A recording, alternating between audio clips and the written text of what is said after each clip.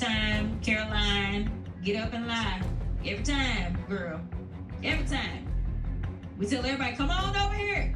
We gonna give you the truth, right? The explosive feud between White House Press Secretary Karoline Leavitt and Congresswoman Jasmine Crockett has taken social media by storm. Millions are watching these two powerful women seemingly locked in political combat. But what if I told you that what you're seeing isn't what you think? Stay with me to discover how AI-generated fakes are manipulating your outrage and why this story is far more dangerous than you realize.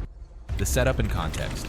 In the high-stakes arena of American politics, few confrontations capture the public's attention, quite like the explosive exchanges between White House Press Secretary Karoline Leavitt and Democratic Representative Jasmine Crockett. What started as typical political sparring has spiraled into one of the most dramatic public feuds in recent memory, with both sides locked in an escalating battle of rhetoric and accusations that's transformed the political landscape into a veritable battleground of words and ideologies. But before we dive into the heated confrontation that has everyone talking, let's set the scene with the key players in this political drama. Karoline Leavitt, appointed as White House Press Secretary in November 2024, stands as the youngest person ever to hold this prestigious position at just 27 years old. Born in Atkinson, New Hampshire, her meteoric rise through Republican politics has been nothing short of remarkable. After serving as an assistant press secretary in Trump's first administration, she launched an unsuccessful congressional bid in 2022 before becoming the outspoken voice of the current administration, known for her combative press briefings and unflinching defense of controversial policies. On the opposite side of this political volcano stands Representative Jasmine Crockett, a former public defender elected to Texas's 30th congressional district in 2023. A member of the Progressive Caucus, Crockett has quickly established herself as one of the administration's most formidable critics, wielding her legal background and sharp rhetorical skills to challenge what she perceives as dishonesty and policy failures from the White House.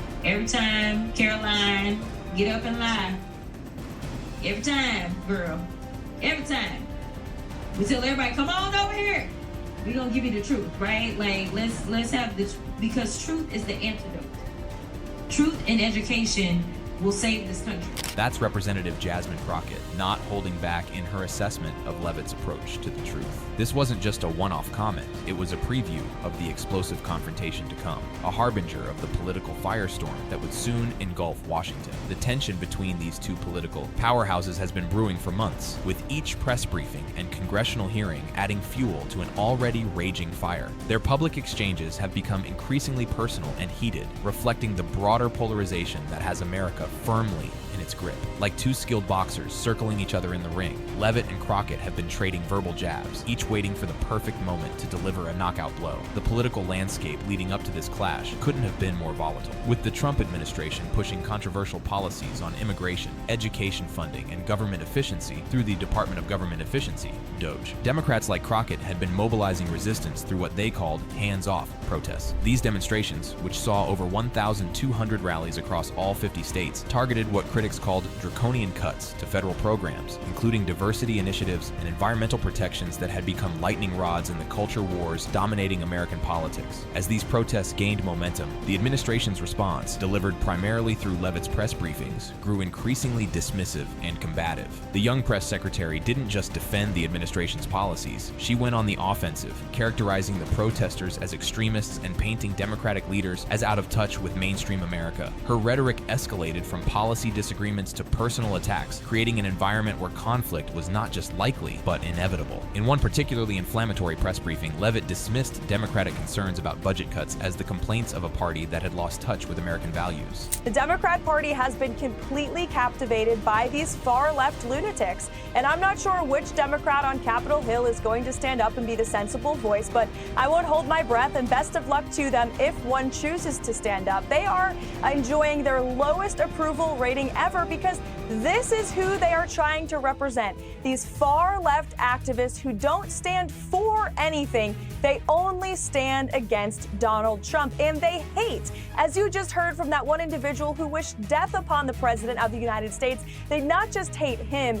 they hate the nearly 80 million Americans who elected to vote him. This incendiary characterization of Democrats as the party of crazy was met with immediate backlash from Democratic lawmakers, including Crockett, who saw it as part of a broader pattern of demonizing political opposition rather than engaging with substantive policy concerns. The stage was set for a confrontation that would transcend typical political disagreements and enter the realm of personal animosity, a clash of personalities as much as a battle of ideologies. But here's where this political drama takes an unexpected and troubling turn, where the line between fact and fiction becomes blurred beyond recognition. Despite the heated rhetoric and viral videos suggesting an epic showdown between these political rivals, fact-checking investigations reveal a disturbing pattern of misinformation surrounding this supposed feud. Like a political version of a Hollywood blockbuster, much of what's being shared online about their confrontation has been heavily edited, manipulated, or in some cases completely fabricated. Multiple respected fact-checking sources, including Snopes and Yahoo News, have verified that many of the most sensational claims about confrontations between Leavitt and Crockett simply never occurred. The most egregious example, a completely falsified story claiming Leavitt told Crockett to go back to Africa during a congressional hearing, a claim that has been thoroughly debunked but continues to spread like wildfire across social media platforms. This toxic mix of genuine political antagonism and manufactured outrage has created a perfect storm that threatens to drown out legitimate political discourse. It's a microcosm of a broader trend in American politics, where actual policy disagreements, significant as they may be, become overshadowed by the spectacle of conflict, real or imagined. The result is a political environment where emotional reactions trump factual analysis, and the most outrageous claim gets the most attention, regardless of its accuracy. For voters attempting to navigate this treacherous political landscape, it's becoming increasingly difficult to separate fact from fiction,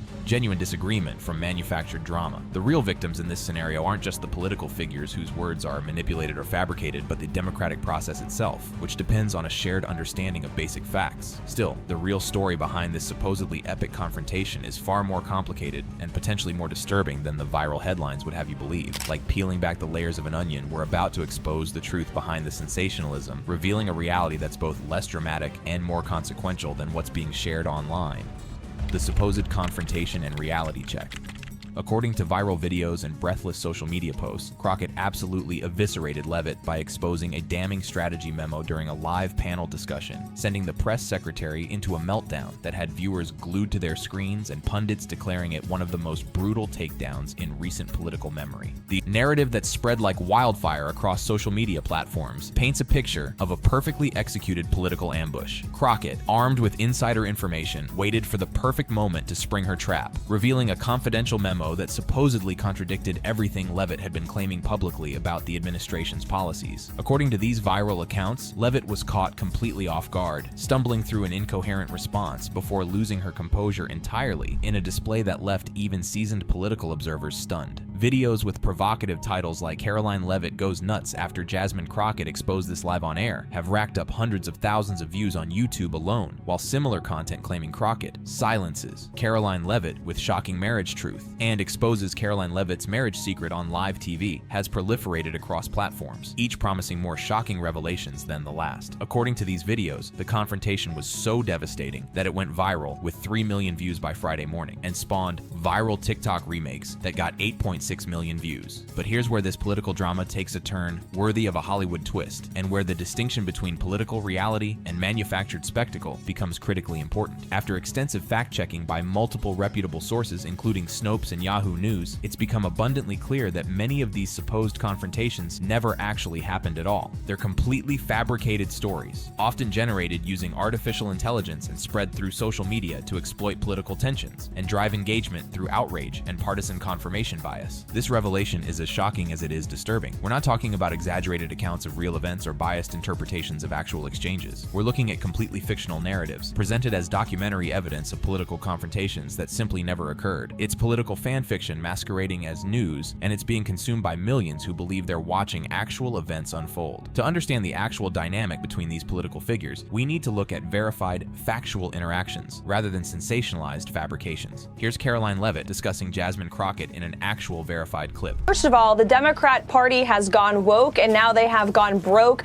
They have their lowest approval ratings ever, and they are rallying around two of the most far-left leaders in their party, AOC and Jasmine Crockett. So that tells you the current state of the Democrat Party. This clip showcases the genuine nature of their political disagreements. Fierce ideological opposition expressed through pointed rhetoric, but nothing approaching the explosive confrontations described in viral videos. The reality is that while these two political figures certainly oppose each other ideologically, the dramatic showdowns being shared online exist primarily in the realm of digital fabrication, rather than political reality. This phenomenon of AI-generated political content has created what can only be described as a political dumpster fire of misinformation. According to detailed fact-checking investigations, channels like Phantom Stories and DP Insights have pivoted from creating general AI-generated content to producing politically charged fictional narratives that many viewers mistake for actual news coverage. These videos often include small, easily overlooked disclaimers stating sound or visuals were significantly edited or digitally generated, but such notices do little to counteract the misleading thumbnails and titles that present the content as authentic political reporting. The fabricated stories aren't limited to simple disagreements either. They've veered into truly egregious territory that exploits racial tensions and stokes division. One particularly harmful false narrative claimed that Leavitt told Crockett to go back to Africa during a congressional hearing, a claim that Snopes thoroughly debunked, but which nevertheless spread to millions through TikTok clips and social media shares. According to Snopes' investigation, this fabricated story originated from a YouTube video on the DP Insights channel, which received widespread distribution across multiple platforms. A similar false claim about Pam Bondi, making the same remark, generated over 438,000 views on another channel, highlighting how easily these fabrications can spread, regardless of their target. The scope of this misinformation is staggering. What started as YouTube videos quickly fragmented across the entire social media ecosystem, with one TikTok user splitting the story into 5 clips that amassed nearly 2 million views. The falsehood spread to Blue Sky, Facebook, Instagram, Threads, and X, formerly Twitter, creating a web of misinformation that became increasingly difficult to untangle as each platform added its own layer of commentary and outrage. So what's actually happening between these two political figures? The truth is far less sensational than the viral videos would have you believe, but still reveals genuine ideological battles that reflect America's broader political divides. In reality, Jasmine Crockett has been a vocal critic of the Trump administration's policies, particularly focusing on what she sees as attacks on Black communities and civil rights. In an actual congressional speech that does exist, Crockett delivered a blistering critique of the administration's first 100 days.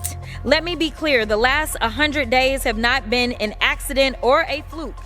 He has done exactly what he said he was going to do.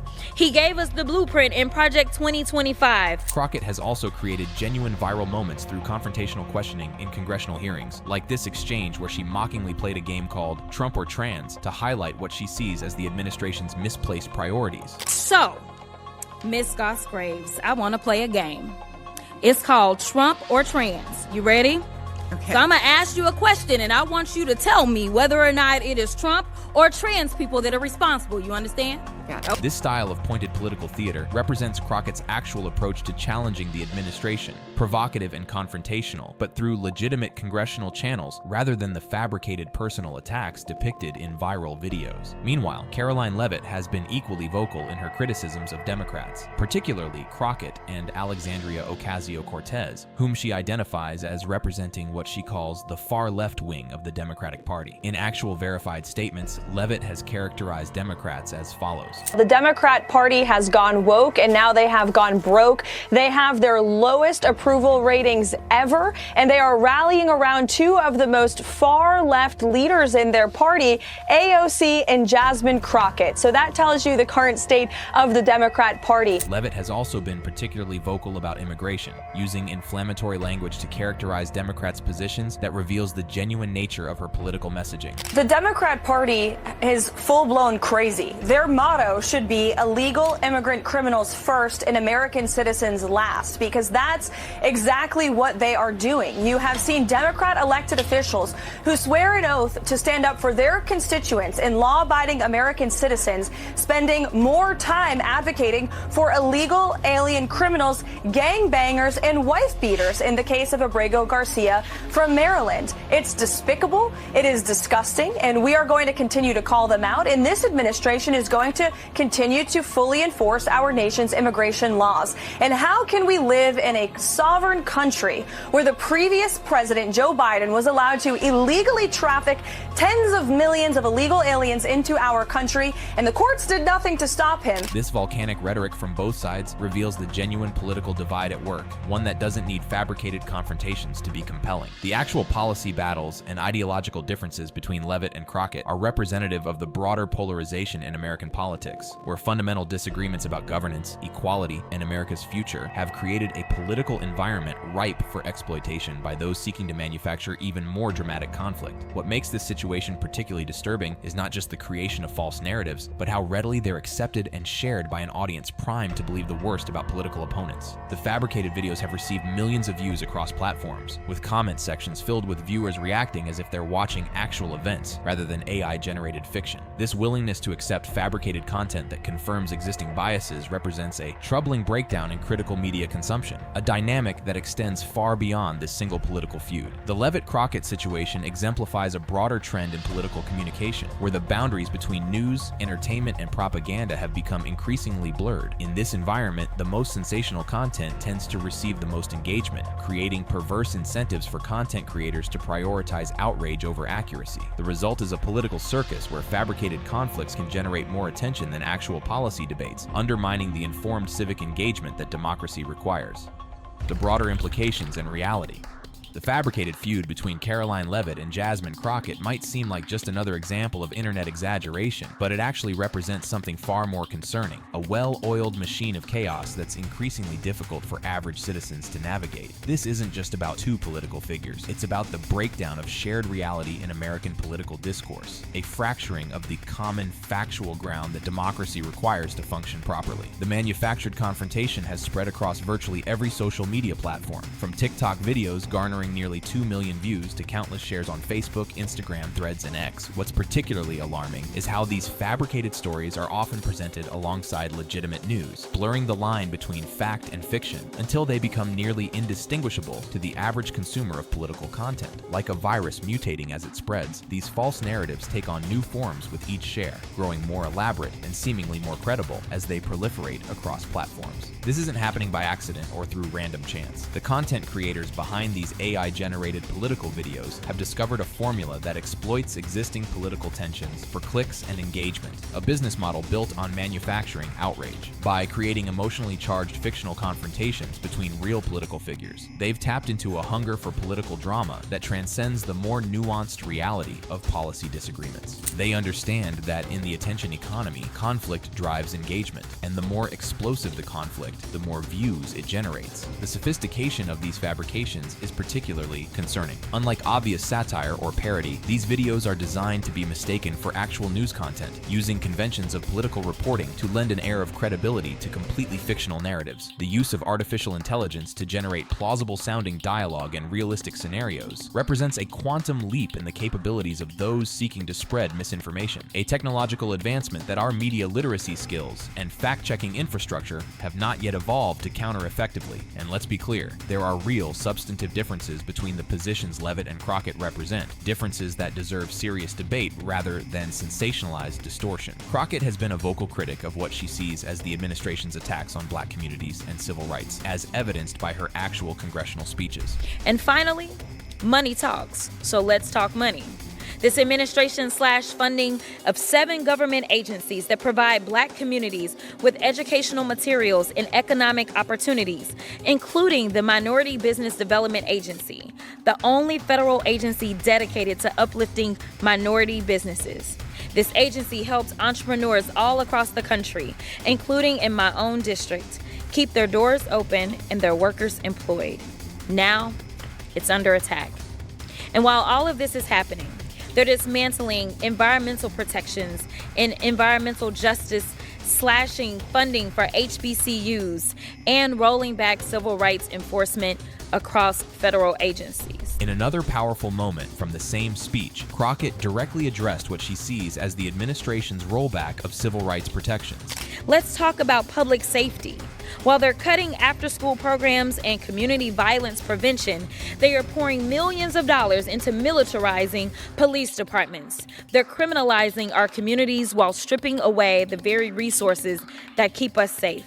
These critiques represent Crockett's genuine policy concerns, substantive criticisms that deserve engagement on their merits rather than being overshadowed by fabricated personal attacks and manufactured drama. Meanwhile, Leavitt has been equally forceful in her critiques of Democrats, characterizing them as extreme and out of touch with mainstream America. The Democrats have officially become the party of crazy. President Trump and the Republicans are the party of common sense. And in another verified clip, Leavitt expanded on this characterization, directly targeting Crockett and Alexandria Ocasio-Cortez as representatives of what she considers Democratic extremism. Meanwhile, President Trump is enjoying some of his highest favorability ratings ever. He is more popular with the American public than he has ever been, which is truly remarkable when you think about all of the lies, hoaxes. These genuine political disagreements reflect real divisions in American society, deep ideological differences about the role of government, the nature of justice, and the path to prosperity. These are debates worth having, conversations that could illuminate the choices facing voters and sharpen our collective understanding of complex policy issues. Instead, they're being overshadowed by manufactured drama that does nothing to advance public understanding and everything to deepen partisan animosity. What's particularly troubling is how these AI-generated narratives exploit racial tensions for engagement. The false claim that Leavitt told Crockett to go back to Africa didn't emerge in a vacuum. It deliberately played on existing racial anxieties and historical patterns of discrimination. When fact-checking organizations debunked this claim, they noted that such fabrications are especially harmful because they exploit sensitive issues for clicks, deepening racial divisions while contributing nothing to legitimate political discourse. This pattern doesn't just apply to the Leavitt-Crockett feud. The weaponization of race in political discourse has become a recurring theme in American politics, with fabricated confrontations often designed to inflame racial tensions for maximum engagement. This dynamic creates a toxic environment where legitimate concerns about racial justice become entangled with manufactured outrage, making it increasingly difficult to address real issues of discrimination and inequality. The proliferation of these false narratives has created a political dumpster fire that threatens to consume legitimate political discourse. When voters can't distinguish between actual events and manufactured drama, how can they make informed decisions about their representation?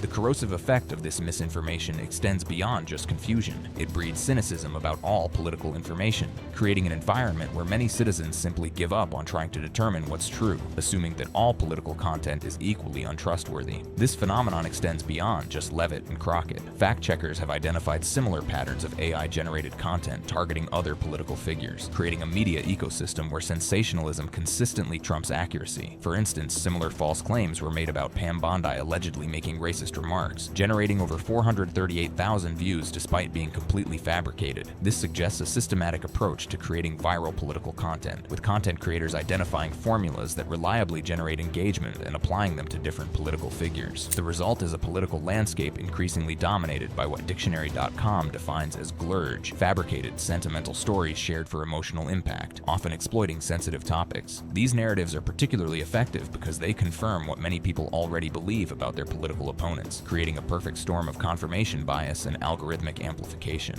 In an environment where content is sorted and promoted based on engagement rather than accuracy, the most inflammatory and divisive material tends to rise to the top, regardless of its factual basis. So where does this leave us? In a political environment where even the most basic facts are contested, how can voters navigate the increasingly blurry line between news and entertainment, between legitimate political reporting and manufactured drama designed for clicks? The answer may lie in a renewed commitment to media literacy and fact-checking skills that have become essential for civic participation in the digital age. When confronted with sensational political content, especially videos promising explosive confrontations, viewers should approach with skepticism and ask critical questions. Who created this content? What's their motivation? Is this being reported by credible news organizations, or is it only appearing on social media and entertainment channels? Can the events depicted be verified through multiple sources? Checking reliable news sources, looking for verification from multiple outlets, and paying attention to the source of content can help distinguish between legitimate reporting and manufactured drama. It's also worth being particularly skeptical of content that perfectly confirms existing biases. The stories that seem too perfectly aligned with what we already believe about political opponents often are too good or too outrageous to be true.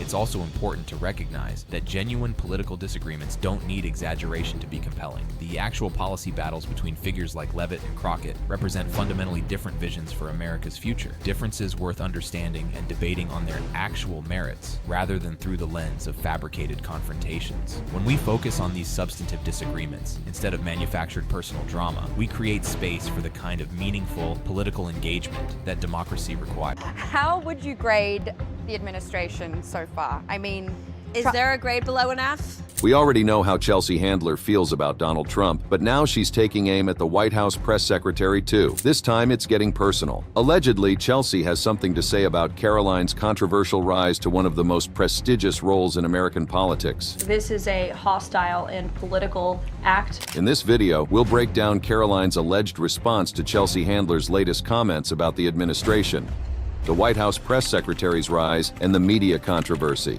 Before we explore the heated confrontation itself, it's essential to understand who Karoline Leavitt is and the remarkable trajectory that propelled her to one of the most visible positions in American politics. At just 27 years old, Leavitt made history as the youngest person ever to hold the prestigious position of White House press secretary, surpassing even Ronald Ziegler, who served under President Nixon decades ago. This historic appointment, which took place on January 20th, 2025, marked a significant milestone not just in her career, but in the annals of American political history. Leavitt's political journey began rather humbly, with her initial entry into the political sphere occurring during her time as a White House intern in the Eisenhower Executive Office Building mailroom. From these modest beginnings, she demonstrated exceptional ability and determination, eventually climbing the ranks to become an assistant press secretary during former President Trump's first administration. This impressive ascent speaks volumes about her capabilities and the trust placed in her by key political figures. Educational background often shapes one's worldview,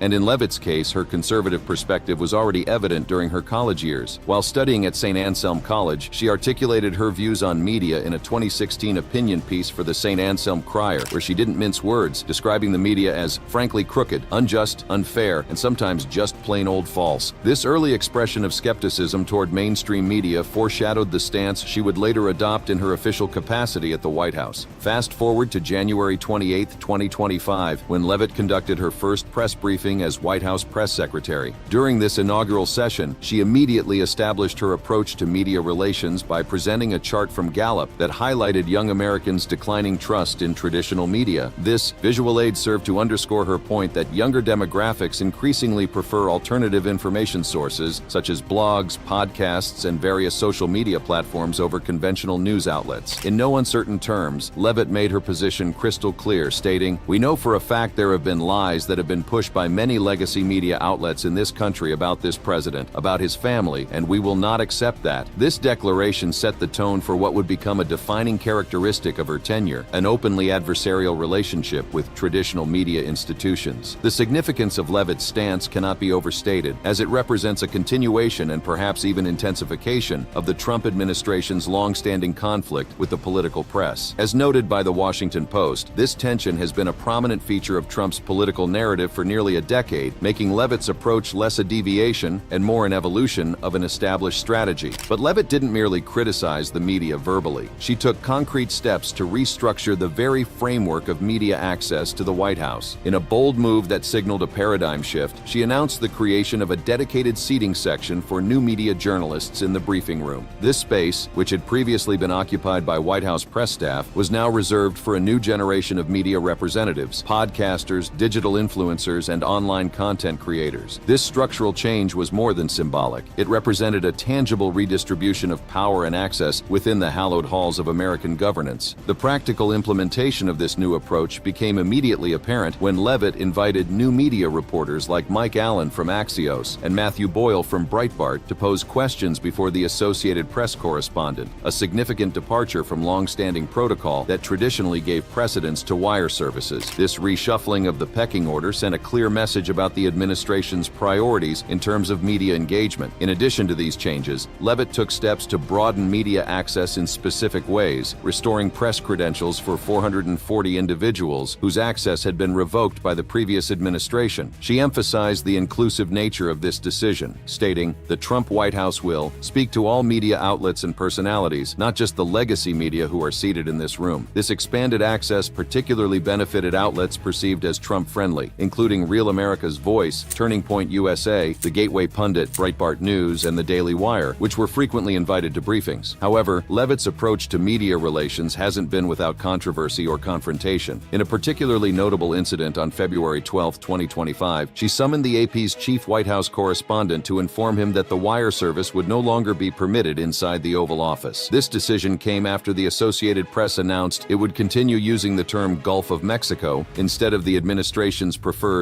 Gulf of America, a relatively minor semantic disagreement that escalated into a significant access restriction. This confrontation led to Leavitt being named as a defendant in Associated Press vs. Budowich 2025, a legal case centered on the restrictions imposed on the AP over the naming dispute. The legal challenge underscores the serious implications of what might otherwise seem like minor disagreements over terminology, further illustrating the administration's assertive approach to media management. Since February 2025, the White House has tightened control over the press pool, a system previously overseen by the White House Correspondents Association. In a specific example of this increased control, on February 25, 2025, HuffPost reporter SV Date was removed from pool duty after questioning Trump about a J.D. Vance X post. The following day, an Axios reporter took his slot in the rotation. In a revealing exchange, Leavitt told Date that he should be grateful HuffPost was still allowed access at all, a comment that prompted criticism from HuffPost's editor. According to Peter Baker from the New York Times, this incident sent a clear message that access could be cut off as a consequence of reporting perceived as unfavorable to the administration. During the time leading up to the confrontation with Chelsea Handler, Leavitt became increasingly visible in her role. Her dynamic with Stephen Chung, the administration's communications director, has been described as following a good cop, bad cop approach. While Leavitt tends to respond to media inquiries with diplomatic language, Chung has been known to adopt a more aggressive tone, often mocking liberal media experts and characterizing them as Democrat donors funded by George Soros. And this Judge Boasberg, is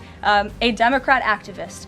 He was appointed by Barack Obama. His wife has donated more than $10,000 to Democrats, and he has consistently shown his disdain for this president and his policies, and it's unacceptable. This clip from one of Leavitt's press briefings demonstrates her combative style when defending the administration against what she perceives as unfair treatment. The confrontational tone is quickly countered by a journalist who fact-checks her statement. You're right where I wanted to go about the idea that these people are all foreign terrorists, but Judge Boasberg was originally appointed by George W. Bush and then elevated by Barack Obama. I just feel like I should clear that up. Well, let me just say something to that effect, Garrett. Rather than acknowledging the correction, Leavitt pivots to emphasize what she perceives as a pattern of judicial activism against Trump.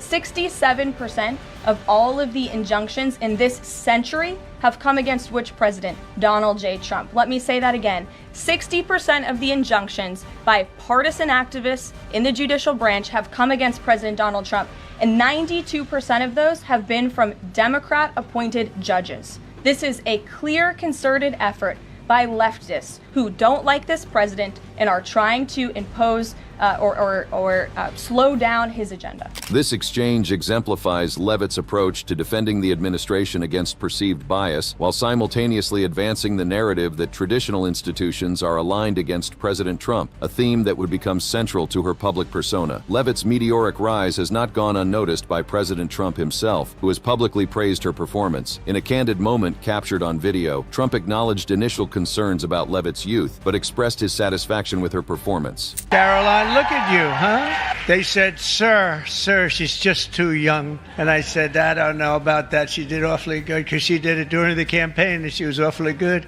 And she's been amazing. She just did another one just a little while ago. She looked at Susie and looked at me. I don't know. I think I'm ready, sir. How old are you? 27, right? 27. I said, you're not too young, and she's knocking them dead. Everyone's talking about you. Thank you very much. Great job. The president's endorsement underscores the significance of Leavitt's role within the administration and the high-profile nature of the position she occupies, a position that would soon bring her into a direct confrontation with one of the administration's most vocal critics from the entertainment world. Chelsea Handler's history of criticism and the allegations.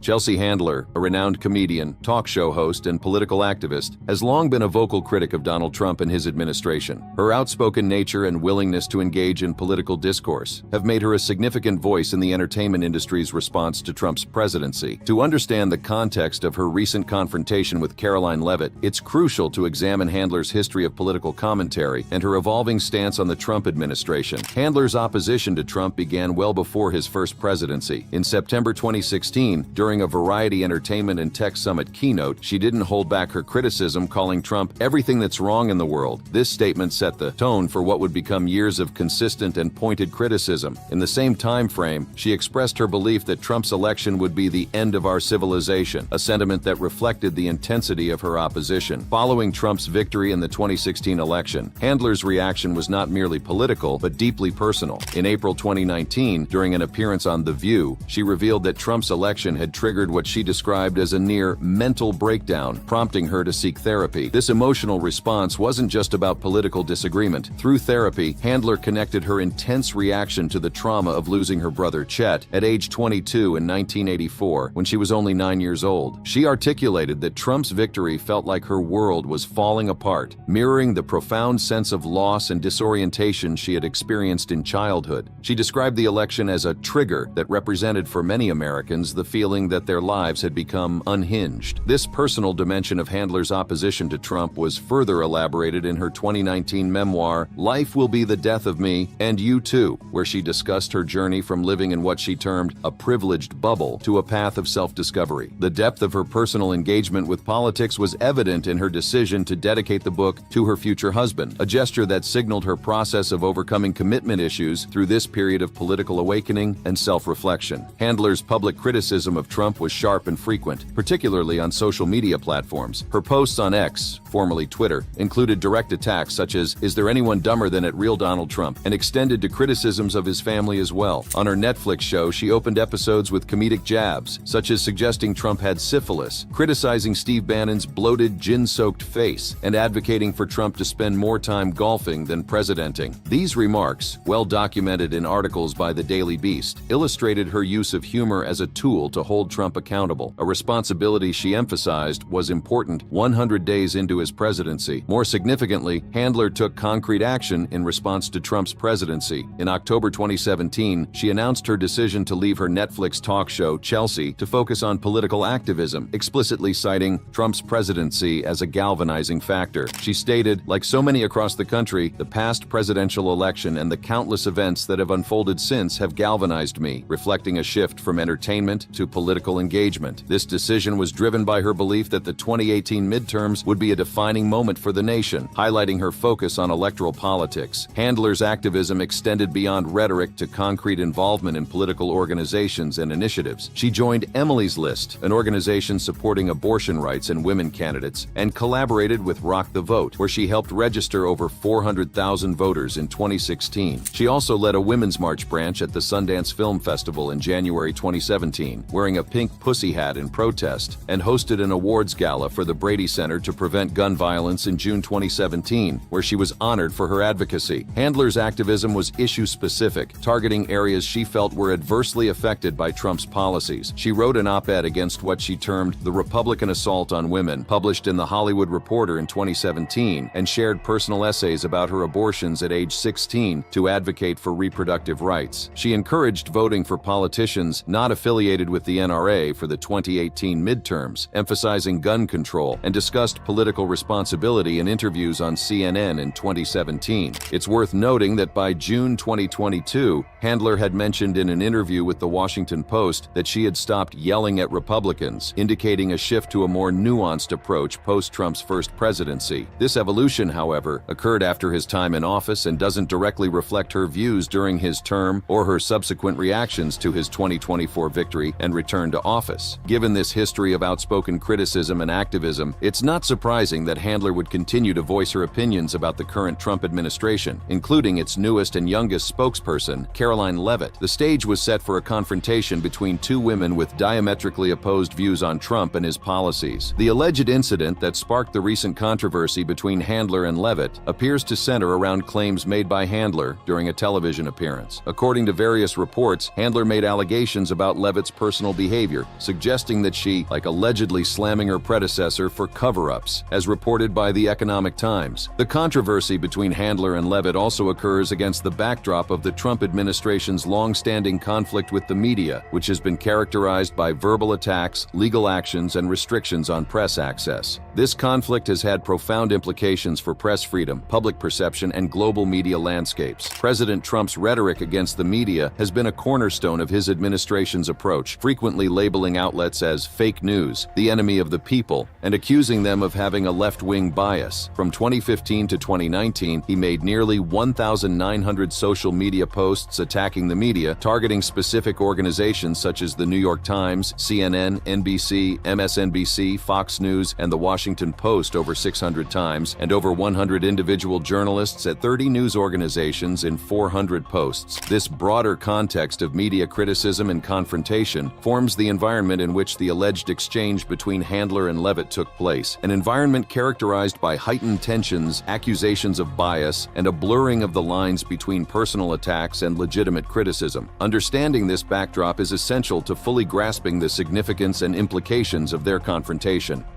The confrontation, response, and broader implications.